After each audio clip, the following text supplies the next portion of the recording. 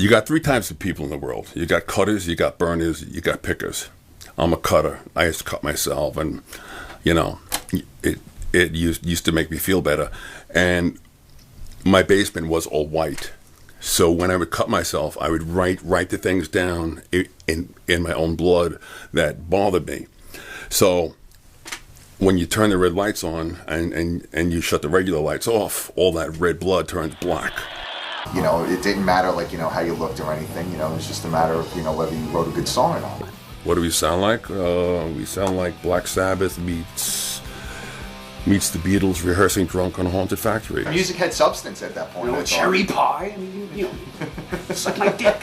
Or like while Bloody Kisses was being written, and exposed Peter to a lot of it. And I think it did definitely have a creative impact on like songs like Black Number One.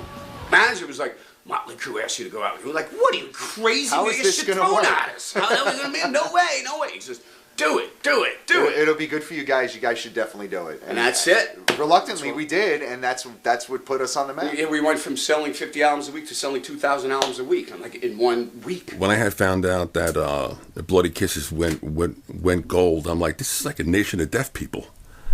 I'm like, I didn't take the band seriously. I mean, we would call ourselves assholes before you did, but we really meant it. And I would come in and say, I can't believe you fucking jerk-offs are actually paying to fucking see this. They were working on the Motley Crue record, and then, like, you know, while they were hanging out, whatever, they had a copy of Bloody Kisses and liked it. Yeah, they're like. So when the time came for them to go on the road, they were like, we want this band to come out with us. And there was a few shows that I called people up on stage, and I gave them their money back, and I threw them out.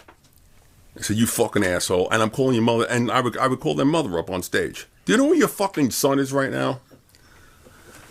Kids today, I don't know. Well, definition of a sellout is compromising values to make a profit. I can do carpentry, you know, welding, electrical work, and stuff like that. So that's my plan B. If you don't have a trade, you're gonna be pretty much fucked because, you know, bands don't last forever. A lot of headlining bands force their opening bands to match their merchandise prices. Sometimes shirts and hats used to get lost, and there was like negative numbers involved. You know, when you lost like 4 shirts. Had bands offer to pay to play for typo, like, well, their record company would approach ours, and of course our record company, because that would go towards recouping the album. I wouldn't have it. If it doesn't upset your parents, it's not rock music. You know, so rock music is all about rebellion. When I was in Carnivore, I had intentionally written songs like Jesus Hitler, God is Dead. I mean, I attacked left-wing people, right-wing people. That's what music's for. That's what art's for. They can have you hear or see something that you may not want to look at. That's a good reminder. That's rock. You know, rock is taking those primal feelings and amplifying them to 150 fucking decibels and saying fuck you to the world. One of them is Carnivore. We had to think of something that hasn't been done before, reflects the band's image, is cost effective, transportable, and non-flammable. We used to throw meat out on stage. That was our big thing. What became harder was the pressure to perform. Like, this is not like, back in the 60s where a band had no stage show. I mean, now production is like 2/3 of the show. I mean, there are 2 things that people should never look into, and that is what goes into the workings of record companies and what goes into the making of sausages. You don't want to know. Mid-level bands, okay, are having a hard time scrounging out a living. Now, mid-level, I'm talking maybe bands that sell, 400, 300,000, 400,000 records, what's going to motivate them to take out, oh, there's a new rock band, I like them, let's just take them out and break them, like Motley Crue did with us. I had tried numerous times to try to get Empire Hideous on tour. He wanted me to showcase an event. I was trying to help him on a ground level by, trying to book shows with him and stuff. He would bring, a representative from the label to see the band, get signed, go on tour. It is stated in record company contracts that fulfilling the contract meant that the band had to tour, but the record company also had say in the opening bands. We needed to get on a label in order to do a tour with a major band like Typo, and we had no label. I wanted to have Mike's band be given an opportunity to be signed. I do recall seeing Empire Hideous, and I'm pretty sure I did bring Monty Connor down. Like tending to my wounds, and Peter's apologizing to me because the guy who he brought there to sign me so that I could go on tour with him left. Even if we wanted to help them, we can't pay them a lot of money to do it. And now the next thing is, does Empire Hideous have the means to actually travel around the country and be able to afford to do it? Probably not. They wanted to put their own bands on there. So now Empire Hideous is out of a record deal. So my hands are tied. Well, in America, the kids do what the advertising and what the record companies, they like what they tell them to like, what's popular. Europeans ain't like that. They don't like something, they don't like fuck you. Hey, you, with the fucking middle finger up. Hey, you, jerk off, turn the fucking lights on so everybody can see this guy. Your middle finger is the exact same length as your mother's uterus. Hi, Mom. I remember, when I finished high school, and it was like, all right, do I go to college? And I was like, no, it'll get in the way of rock and roll. If I had one wish, I wish that I had a zipper from my crotch to my neck that I could just zip down and step out of my skin. Everybody always, expects you to be Peter Steele, like all of us here in this room.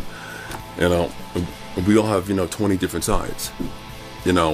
Like the side that I show on stage is maybe two or three sides of me. People come crawling out of the woodwork saying, "You told me you didn't fuck her," and well, I lied. I mean, I try to explain to my girlfriend that any creature born with testicles is a born liar, and I have 4 testicles, but I may be lying. What got easier was finding women, and what got harder was my penis. At first, when I realized that I was a drug addict, an alcoholic bum, the first thing a person does like that is they automatically grow 1,000 fingers, which point to everyone but themselves. Drug use and things like that isn't so frowned upon in this environment as it is, say, working for the city. It's not like you're going to lose your job if you fail a piss test playing in a band. As every good addict knows, well, if 1 glass makes you feel good, 2 glasses are going to make you feel great. Advents, amoeba pills. It was ridiculous. It was everywhere. I believe that I let my friends down. Josh, Kenny, and Johnny. I believe that I let the fans down. And thirdly and lastly, I let myself down. When you're under the influence of drugs and alcohol, and you live in a basement apartment where, I was truly fucking psychotic. I thought there was a black octopus coming out of my fucking toilet. And I took a sledgehammer and I smashed that fucking toilet. The amount that I drank on stage was directly proportional to the amount of people we were playing to. I believe it was in Denmark, where we played to 130,000 people. And me, I had to torture myself more by saying, well, that's 260,000 eyeballs. That I have to amuse like a clown. Like, what am I here to amuse you? To impress you? I drank 12 bottles of wine.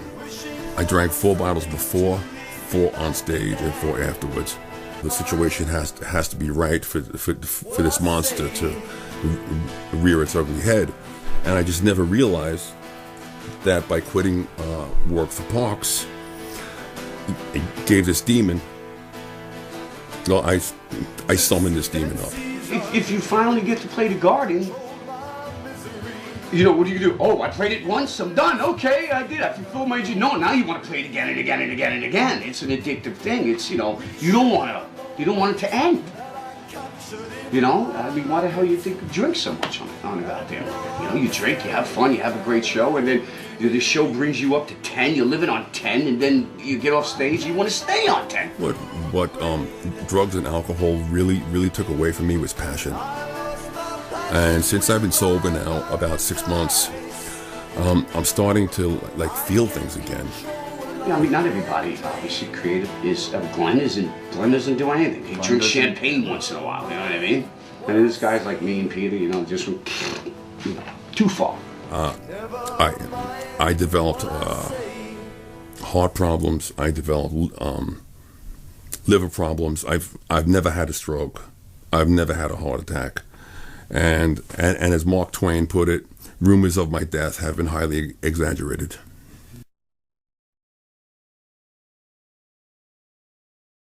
I feel at like some point, you know, the rock and roller should say, you know, maybe I should step down and because it's not rebellion anymore. You know, rock and roll is a sonic tantrum. That's you know, but you know, if you're gonna have like all this like Greenpeace rock and everything's beautiful and man, yeah, you're in for a fucking wake up call because there's an asteroid coming with your fucking name on it. Here it is, you know, 2010. We're still here. And it doesn't seem like, you know, I don't get the impression that we're a nostalgic act yet. Before you get on stage, you think, you know, this really could be the last one. This is it. You know, what do I do now? The wheels are always falling off the bus, man. Somewhere in this nightmare, there was the American dream that was lived out. Because somebody down here likes me. Remember, the devil takes care of her own. You know, if someone say, would you do it all again, start right from the beginning? Abso-motherfucking-lutely, I would. Why not?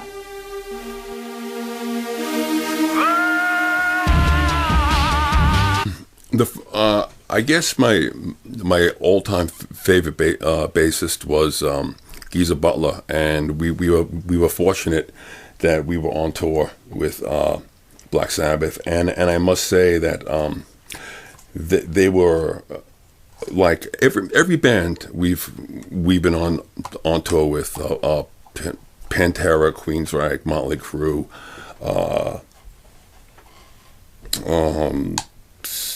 Danzig. They've all been very nice, but Black Sabbath, you know, they were very, dare I say, dapper. You know, they were really cool, and I remember they had catering, and I mean, you all had to take a tray and like, you know, wait online, and for the lunch lady to slop down, you know, the mystery meat. And I was on the food line behind Geezer Butler. I'm like, I can't believe, you know, I'm on the food line behind, you know, Geezer Butler, and it was really weird. And I met John Entwistle, and he was very nice. I met Gene Simmons. He was nice. We were supposed to do a tour with Deep Purple, and I don't know, something happened. We got an offer that was like better for the band at the time, and I had met Roger Glover backstage, and he goes, "I know you. You're that guy from Typo Negative. You canceled the tour on us. Why did you cancel the tour?" I said, "Well, I was afraid that you would find out that I had stolen all of your bass lines." So, the only other bass players that I'd really like to meet, I believe, would be John Paul Jones and Paul McCartney. I mean, there are others, but I'd be satisfied with meeting the big five. You know, a lot of songs have to do with sexuality, and there was always a huge female population, and so the temptation was always there. I've had, you know, death threats, and, you know, my response is fine. You know, you'll just save me a bullet. Go ahead, do it. I don't care. when I did that stupid Playgirl thing back in '95, we we had a signing, and I would open it up. Hey, I know that dick, and one time this guy and like the band sitting next to me, signing typo stuff too, and so the guy hands me the Playgirl thing, and I tilt it, and fucking cum drips out from the fucking middle right onto my lap.